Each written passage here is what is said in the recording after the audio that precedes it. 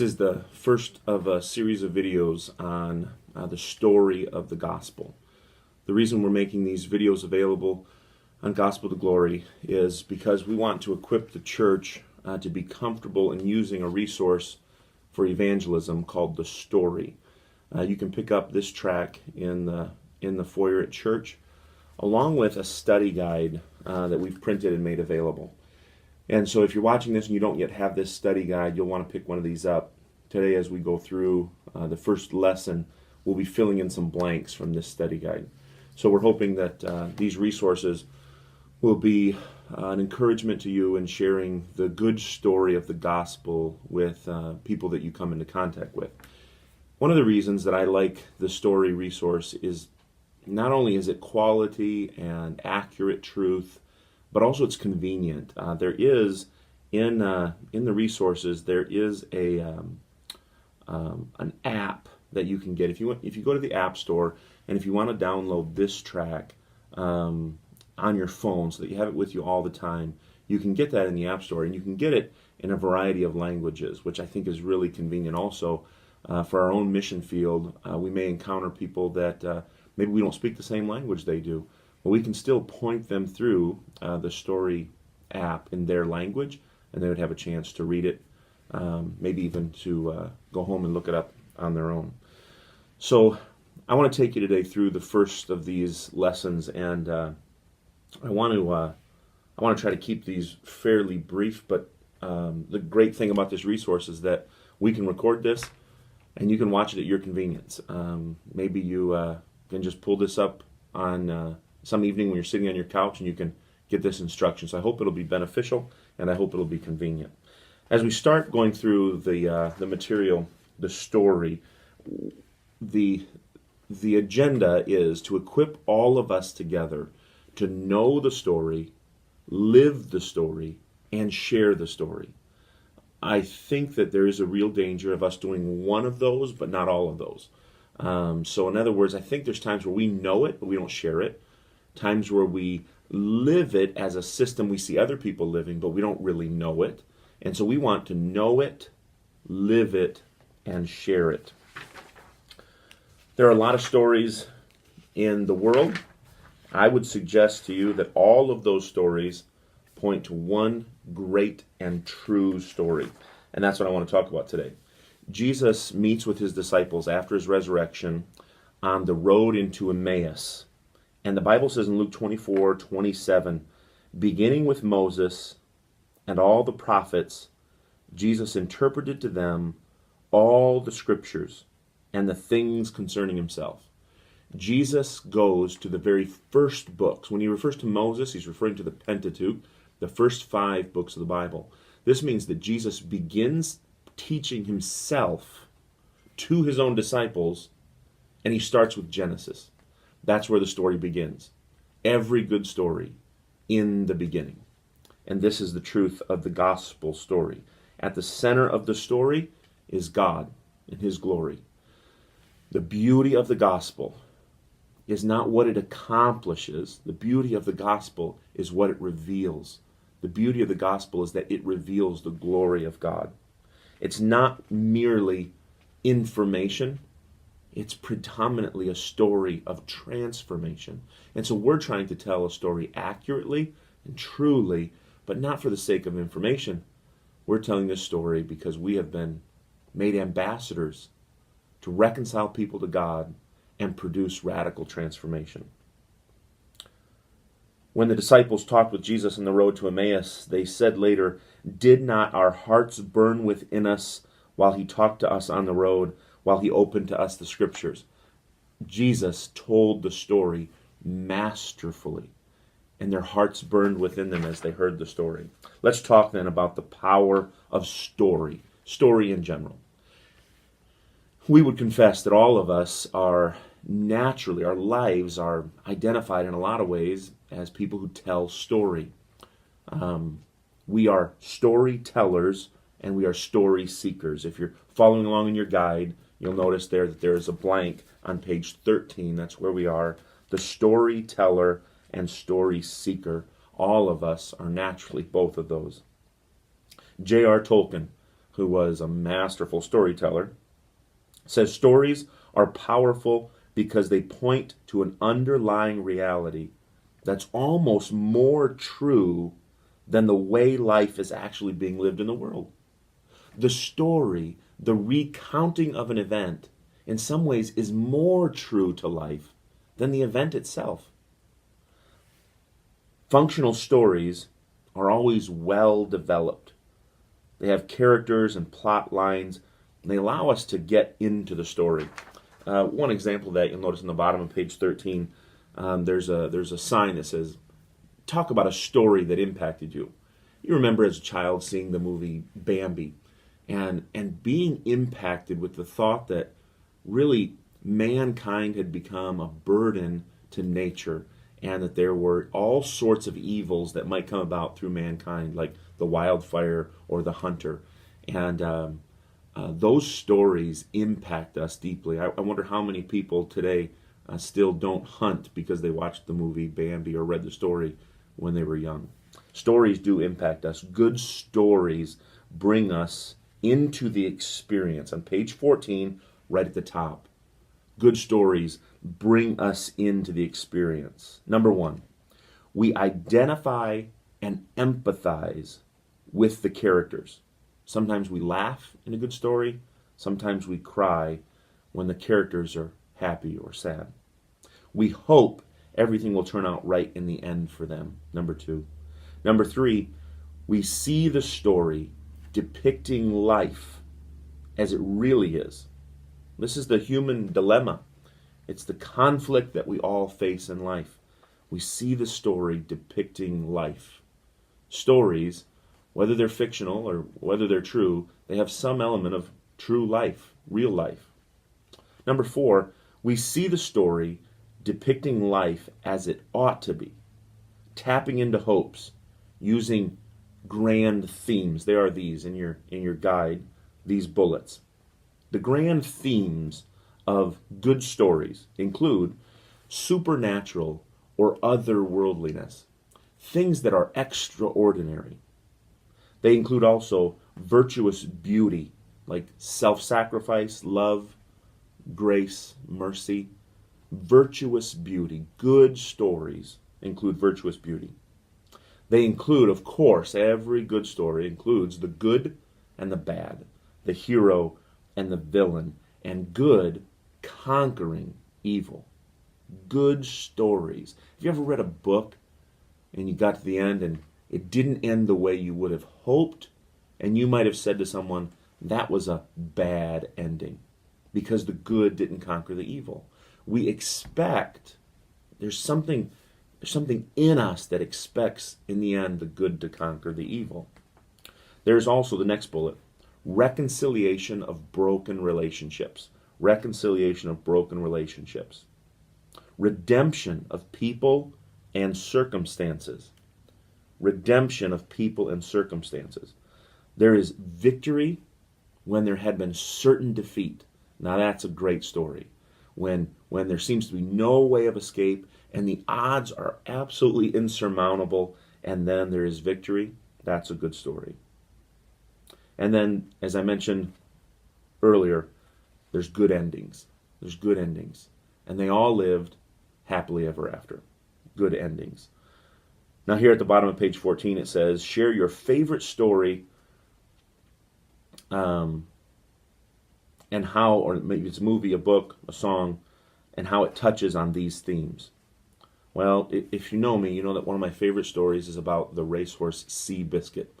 I love this story. It's an undersized horse from when everyone else had given up on this racehorse, and it's a jockey who is a product of the coldness of the Great Depression. There's this otherworldliness where we see, even though it's America and even though we see some familiar signs, it's a depression that very few of us can relate to, having not experienced. And so coming out of this otherworldliness, there is this underdog, and there are these circumstances of loss and heartache, and there's the owner of the horse who has experienced heartbreak and loss, and he seems to be down and out. And ultimately, all the pieces come together in this true story, which is always something that strikes a chord with me, is the true story. And in the end, you see the overcoming of good against evil, and there's this contender, there's the villain, and then the good conquers evil, and that story strikes many chords for me personally, and it has these themes. There is this reconciliation, there's relationships that are mended. On page 15, good stories are all just echoes of the true story. Good stories are all just echoes. C.S. Lewis explained it like this: what came through all the stories that we had trusted in and ultimately would be disappointed in, what came through them was our longing. What really makes a good story appealing is not the nature of the story, but the longing that we feel for the story. He says, they were not the thing itself. They were only the scent of a flower that we have not yet found, the echo of a tune that we have not yet heard, news from a country that we have not yet visited. The real appeal of a good story is that it's smelling like a flower we've never seen. It's a sound echoing of a tune we've never heard, and it's the news, it's the announcement of a nation, of a kingdom that we've never visited. Michael, I'll skip that one. Good news echoes God's story. Good news, good stories echo God's story. The gospel story of Jesus is not one more story pointing to underlying reality. Jesus is the underlying reality to which all good stories point. The Bible itself is a story. I think sometimes Christians want to try to find the way to communicate the good news from some part of the Bible. In fact, the good news is the whole story. Jesus told the whole story about himself from Moses to the end. Paul shows up at Mars Hill and he tells them about creation and the God who created. Jesus is not just a part of the story, or the gospel story is not just some small part of the Bible. The Bible is the story. It's the complete story. Listen to these 4 points of the story. There is a creation. This is exposition. This is the scene setting. Creation. Second, there is a fall. This is the rising action. There's a rescue. This is the climax of the story. And then there's restoration. There's resolution. There's a happy ending. And the Bible is just that story. So let's talk for a moment about understanding God's story. On page 17, God's story governs our whole world. He is the creator and he is the redeemer. He is the creator and he is the redeemer. As creator, he made all things to exist. This tells us immediately that he has absolute authority to set the standard for the rest of the story. He is the creator. He is also the redeemer. He is reconciling all things to himself. Colossians 1:20. He is reconciling all things to himself. He is the creator and he is the redeemer. It is his story. And so we have to think carefully about how we share the story, how we contextualize the story. There are inevitably going to be some Western and probably some middle-class elements to the way you and I speak the story. And so we have to be cautious. Listen to what Robert Weber states. God's narrative stands on its own as the truth about the world. We don't ask God to conform to our narrative, to our reasons, our scientific findings, philosophy, or anthropology. No, God gives us to live in, God invites us to live in his narrative, to see all the life from inside the lens of creation, incarnation, and recreation. There are 5 important aspects then of God's story that can't be negotiated. when we share the story, it is the story from beginning to end, and there's not parts of it that can be accepted and parts of it that can be rejected, either in our telling or in our audience receiving. These are 5 points of the story. The Bible story is intended to give God alone the glory. And the blank there is alone. The story is intended to give God alone the glory. The Bible is one big story. We can't pick parts of it we approve of and parts of it we disapprove of and think we're still telling the story. We're no longer telling the story when we try to segment parts of it that appeal maybe better in our generation. The Bible is one big story. The story has a plot line. The plot line goes like this. There is creation, fall, rescue, and restoration.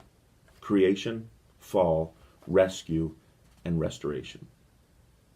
The major theme of the story is God's grace, Jesus rescuing sinners and redemption of the world.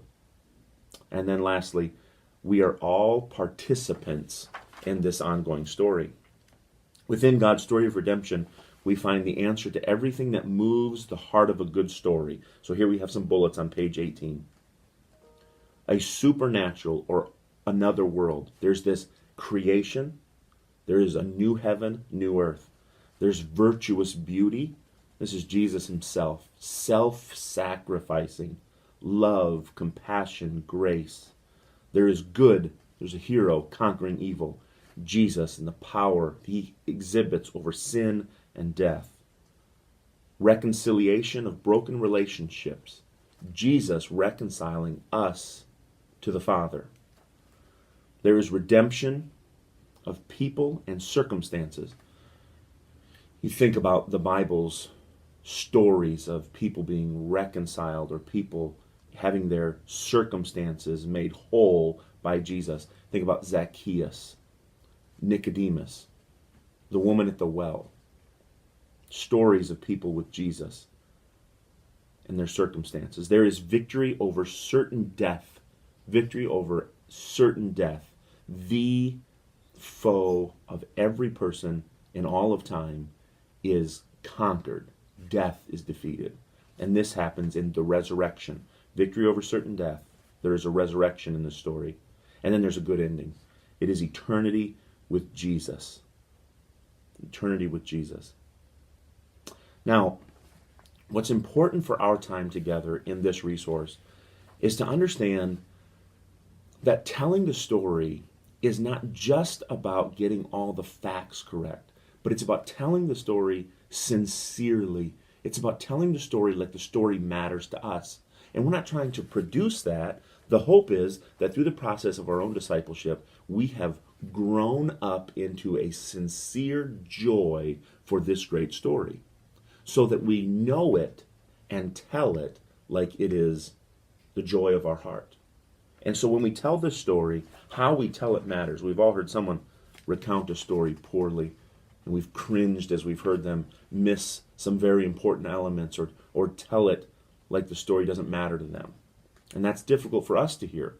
Imagine how difficult it is for us to say the story of the God of glory and to say it in a way like the story doesn't really matter. So knowing it and saying it sincerely does matter. On page 19, a good engagement of Bible story. A good engagement of Bible story. It is this. It is compelling. It brings the listener into participation. You know, every single created person is part of this story. And it taps into deepest longing. Listen as I read from 1 Peter 3:15. 1 Peter 3, verse 15. In your hearts honor Christ the Lord as holy, always being prepared to make a defense to anyone who asks you for the reason for the hope that is in you. Be prepared to answer the question about your own hope. I don't think that you can script well enough to convince someone that God's story is true. I think this is a work of the Spirit of God. But I also understand that it is our opportunity to be prepared to tell the story. So that's what we're doing. We're being prepared to tell the story with authentic joy, not as a script, not as some sort of dull responsibility, but as a delight to be able to speak the greatest story that's ever been. And listen as he goes on. Be ready to give an answer for the hope that is in you. Do it with gentleness and respect. Respect. Being thoughtful about how you give an answer for the hope. Be thoughtful about how you tell the story. Gently. Not harshly, not racing through it, not ignoring parts just to go through the motions. Do it with respect. And I would encourage you to respect the story itself. Respect the story itself, that it's not your story to tailor, it's not my story to cater to my audience. It's God's story. Respect the story, respect its meaning. Let me give you this quote from Tim Keller. There's a way of telling people the story of Christianity that they want it to be real even when they're claiming that it isn't. Where people wish that it were true. You have to communicate the beauty of the story. There's a way of telling this great story where even the people who claim it's not true might wish it were. So in this first part, know the story. My hope is to help us understand the beauty of God's story. We'll fill in these blanks, we'll use these resources. But ultimately, what I want most is for us to feel the beauty of this great story so that we'll speak it with joy, sincerity, and respect of the story itself. Thank you very much.